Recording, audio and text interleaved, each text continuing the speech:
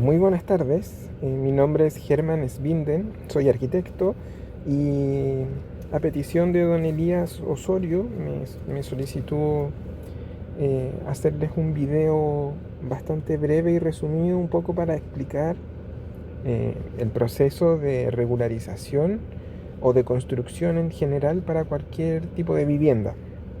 Bueno, específicamente en este caso para viviendas que se encuentran dentro de un condominio. Antes de partir con los aspectos un poco más técnicos, quisiera hacerles una síntesis muy corta del procedimiento por el cual toda construcción debería pasar para estar dentro de la normativa. Ese procedimiento es que antes de ejecutar cualquier obra se debe presentar un proyecto de edificación en la municipalidad. Esto quiere decir que yo tengo que generar un expediente, que ya sean planos, certificados, etcétera, etcétera, con documentación que se ingresa en la municipalidad para esperar la aprobación. Cuando esto ya se encuentra aprobado, entregan un permiso de edificación, que es con lo que yo construyo específicamente, y luego que ya está todo construido, solicito la recepción de las obras construidas. Una vez que el inspector municipal visita las obras y ve que está todo ejecutado de acuerdo al proyecto que se ingresó, esto se aprueba. Y ya obteniendo la recepción municipal, eso se encuentra saneado y bajo la normativa. Cuando yo construyo sin ese paso previo, si yo estoy construyendo y me fiscalizan, estoy sujeto a que me puedan cursar una multa y o paralizar la obra. El tema de la multa no siempre es instantáneo, pero puede llegar a ocasionar temas de demoliciones en el caso de que el propietario no quisiera regularizar en el fondo. ¿Ya? Bueno, ese como pie inicial, para que conozcan un poco el proceso, el procedimiento y por qué se debe hacer. El motivo principal de por qué se debe hacer es porque las construcciones están normadas bajo la Ley General de Urbanismo y Construcción y las ordenanzas locales. Dentro de estas leyes hay artículos específicos que hablan de cómo se debe construir para tener una buena convivencia con los vecinos, obviamente, y para respetar los límites constructivos que existen en la ciudad. Los límites constructivos son variables y varían según sector. No son los mismos para el sector de Galilea que los de acá, barrios residenciales como Gabriela Mistral, o los que están en el centro, o sector Plaza Pinto. Son todos distintos. Y esa información se obtiene directamente solicitando un certificado que se llama Informaciones Previas en la municipalidad. Ahí aparece la normativa específica de mi sector y de mi vivienda como unidad. En el caso de ustedes, que son un condominio, hay una excepción no a la normativa, sino que se entiende que el condominio completo es una comunidad. Por ende, el propietario, por así decir, o el lote general al cual se le aplica la normativa es a todo el condominio, ¿ya? Está bien que cada uno tenga su unidad dentro del condominio, pero para poder aprobar las construcciones que yo hago en mi casa, tiene que ser aprobada por la administración del condominio para que la municipalidad me otorgue mi permiso de edificación. ¿Y por qué pasa eso? Porque están viviendo, o sea, su vivienda está regida bajo la ley de copropiedad inmobiliaria, la ley 19.537. Si ustedes se van a esa normativa, indica que yo efectivamente sí puedo construir y hacer ampliaciones, pero debo someterla a evaluación de los copropietarios, ¿ya? Cada reglamento interno de condominio tiene artículos definidos específicos. Hay reglamentos de algunos condominios que acreditan a que las ampliaciones sean solamente necesarias de aprobar por el comité de administración, el presidente y el administrador. Con eso basta.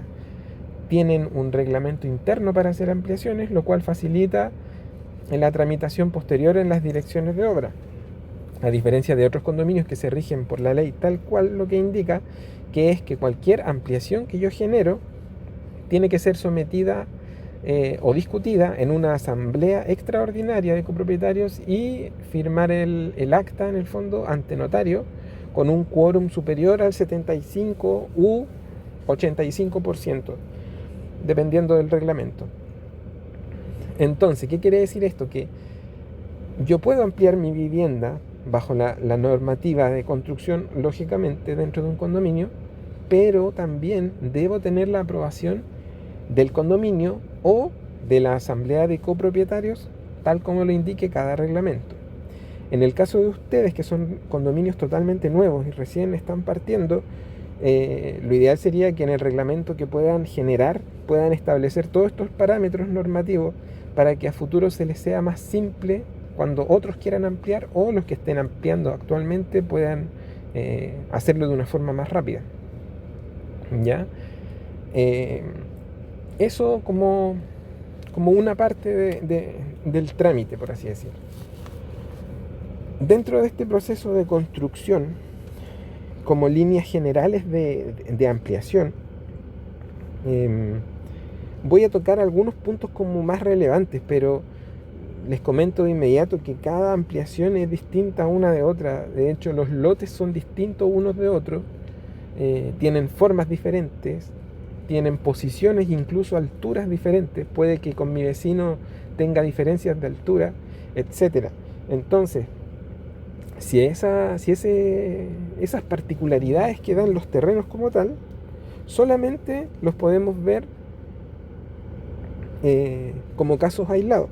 Yo les voy a hacer un comentario general de normativa básica para ampliación y les voy a explicar algunos términos generales. Este modelo que ven acá al centro es un modelo bastante burdo y básico de una vivienda con algunos aspectos muy básicos. Por ejemplo, tenemos la calle, que se puede ver aquí al frente. La calle obviamente es intocable, es la calle de acceso público que me da acceso a mi vivienda, que todas deben tenerlo. Está la vereda, que también debe estar garantizada, a menos que se encuentre en un pasaje. Puede tener distintos anchos o ser un poco inexistente. Y luego tenemos la línea de antejardín. La línea de antejardín es muy importante porque el antejardín siempre está inserto dentro del terreno. Yo desde la línea de la vereda o de la calle voy a tener un metraje de antejardín que generalmente para este tipo de vivienda es de 3 metros, puede variar, ¿ya? Esa información sale en el certificado de informaciones previas. En este caso tengo aquí un antejardín de 3 metros y la normativa me indica que yo por ningún motivo puedo construir en el antejardín. O sea, desde esta línea hasta acá, en estos 3 metros, no puedo generar ningún tipo de construcción, ni techumbres para estacionar el vehículo, ni nada, ¿ya? Existen algunos procedimientos y normativas que me lo pueden permitir como construcciones provisorias, pero eso ya es un tema bastante específico. La normativa general a mí me prohíbe construir en el antejardín, ¿ya? Obviamente aquí se puede observar que salen los aleros, porque los aleros en el fondo no están considerados como una superficie que me esté generando un recinto habitable. Por ende, el alero es factible que pueda salir, lógicamente si no son aleros gigantes. O sea, no podrían tener un alero de 2 metros, obviamente, que salga a la calle. ¿Se entiende eso? Luego, tenemos un tema del adosamiento. El adosamiento es cuando yo construyo en el deslinde con mi vecino. Si mi terreno fuera este, por ejemplo, el que pueden ver acá, desde este punto donde estoy marcando, todo el lateral hasta la vereda es mi deslinde. Ese es mi deslinde con mi vecino, ¿ya? Si yo construyo apegándome al deslinde, voy a ocupar un porcentaje del muro que tenemos en común o del límite que tenemos en común. Lo que me dice la normativa es que yo puedo ocupar un 40% de este límite común sin tener que pedirle autorización a mi vecino. Si yo quiero ocupar más del 40% del deslinde, tengo que pedirle autorización notarial a mi vecino, en donde se indica expresamente el porcentaje de deslinde que yo voy a ocupar. El vecino, al entregarme esa autorización, automáticamente se le está entregando a él la autorización para que él también se pueda adosar en el mismo porcentaje. ¿Ya? Esa como primera indicación. Esto corre para todos los deslindes. Lateral, como ese, lateral de acá, y el deslinde trasero. Para todos aplica lo mismo. Luego tenemos la altura de adosamiento. Por normativa general, la altura máxima de adosamiento, yo puedo construir hasta 3,5 metros en el deslinde. Y luego, en un ángulo a 45 grados, hacia adentro. Por eso en este esquema que yo les hice, se puede ver algo como traslúcido, que tiene una forma como de una carpa gigante.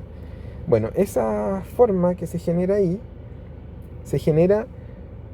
es el área disponible para construir.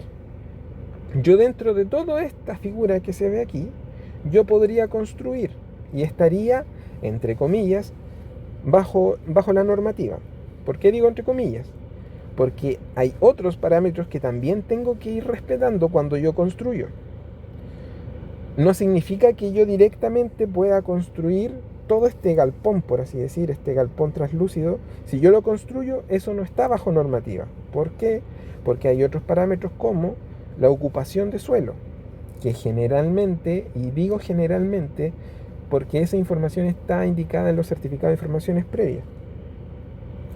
Certificado que aún en estos condominios no se puede obtener porque los roles no están activos.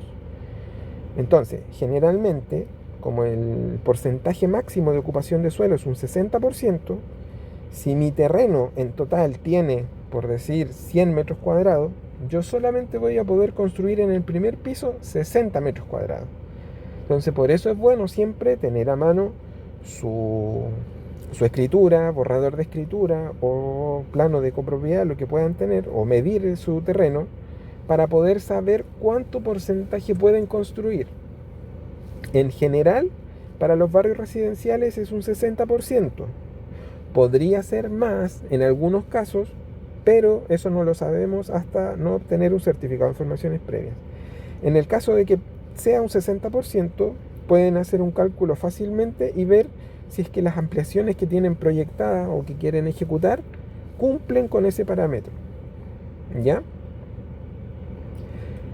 Y bueno, lo otro que también es bien importante tener en consideración cuando yo quiero construir es que todas las aguas lluvia que voy a generar al interior de mi casa, que las voy a traer por todas las techumbres que voy a generar en las ampliaciones, tienen que ser debidamente descargadas.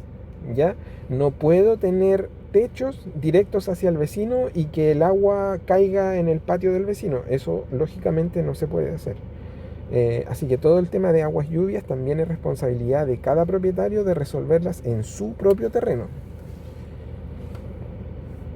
Algo muy importante también a tener en consideración cuando quieran revisar el tema de las ampliaciones es la cantidad de metros cuadrados a construir.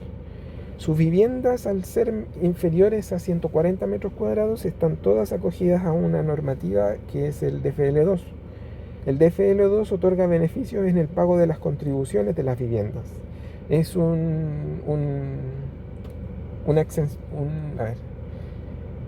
no tienen que pagar contribuciones por un periodo de tiempo. Eso es en el fondo.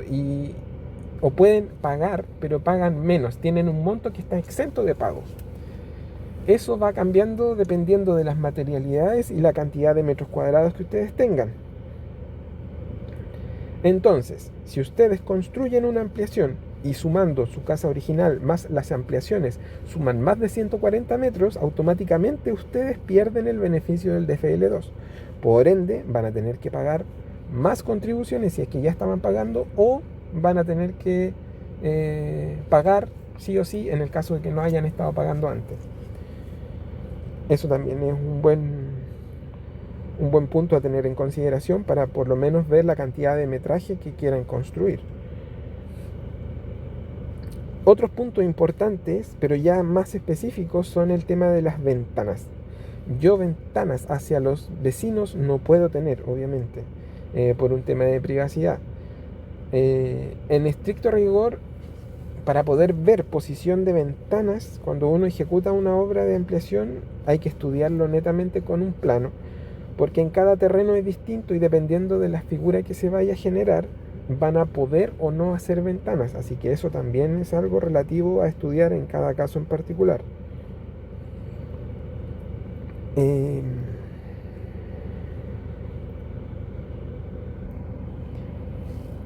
Bueno, a modo de resumen y encuentro que es un punto bien importante, eh, es que siempre las ampliaciones las puedan conversar o por último ser asesorados por un profesional. ¿Por qué les digo esto? Porque muchas veces uno ejecuta algo sin saber y por desconocimiento general, cosa que es muy común porque tampoco tiene uno por qué saberlo. Alguien que no es entendido en el tema de construcción, hay normativa pequeña que es aplicable y que después les puede ocasionar algún tipo de problema o inconveniente. Entonces, cuando ustedes consulten a un maestro, por ejemplo, y les diga al maestro, sí, esto se puede hacer y se puede, lógicamente piensen que el maestro les va a estar hablando por un tema de construcción, que perfectamente se puede hacer y ejecutar.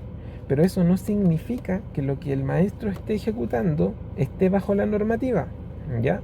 Tengan harto ojo en eso porque no sería bueno ni gracioso para nadie, obviamente, invertir cierta cantidad de millones en una construcción que después va a tener que entrar a modificar o a rehacer por lo mismo. La idea sería que lo que ustedes puedan ejecutar en su terreno quede de forma permanente y no tengan que volver a demoler para poder armarlo de forma correcta. Algo que se me estaba escapando que tiene que ver directamente a lo ligado a ustedes, al condominio, es que si bien hay normativa general de construcción que aplica como las que yo ya les mencioné, también hay normativa particular que ustedes condominio van a tener. Una de las principales siempre es el tema de respetar la fachada y mantener los materiales de la vivienda original. Eso principalmente se hace porque un conjunto de un condominio o un barrio residencial que se entrega es se le puede decir como un conjunto armónico. En el fondo son viviendas similares que pertenecen a un mismo conjunto. Por ende siempre se intenta de que el conjunto tenga una misma lectura o un mismo lenguaje y no que aparezca un elemento extraño entre medio. Lo principal es buscar que la ampliación que vayan a generar o hacer no compita con las fachadas existentes, que sea un elemento que tenga las mismas geometrías idealmente. Por ejemplo, quiero ver si es que puedo mostrarles un pequeño modelo. Esta es una vivienda del condominio que se está ampliando. Se amplía en gran medida, pero si yo veo la ampliación del fondo que modifica un poco el baño del segundo piso, sigue la misma geometría y el mismo lenguaje de la vivienda original. Por ende, no existe, se entiende que es el mismo modelo de vivienda. Distinto es cuando yo, por ejemplo, tomo este cuerpo central, lo modifico completamente en su techumbre, lo ensancho y genero otro elemento, voy a perder la fachada que tiene este conjunto. Por ende, estoy modificándolo. Eso, como normativa interna del condominio, no se permite. Por ende, también pongan ojo también con la figura que están generando cuando vayan a ampliar su casa. Las ampliaciones laterales, ya sean rectas o con ángulo, como se ve acá, intenten hacerla un poco desfasada, por último, generar planos distintos para que no compitan con la fachada principal de la vivienda. A pesar de lo que yo les estoy comentando, que es un criterio personal, todo esto es lo que se debe evaluar con el comité de administración. Eh, Porque son ellos finalmente los que les van a entregar a ustedes la aprobación. Tengan en claro que aunque un profesional arquitecto les genere un expediente completo con toda la planimetría que esté en regla y en normativa y lo presenten a la DOM, si no tienen la aprobación del condominio, lamentablemente la carpeta va a salir rechazada y nunca van a poder obtener su permiso ni recepción municipal. Por ende, es una serie de pasos que hay que seguir. Eh, bueno, creo que por mi parte eso sería lo que les puedo informar. Obviamente quedo a su disposición por cualquier consulta. Eh, yo soy vecino, vivo ahí en Antonio Varas, así que ante consultas, dudas o cualquier cosa pueden pedir mi número o mi correo, me escriben y se las puedo aclarar de forma particular. Buenas tardes.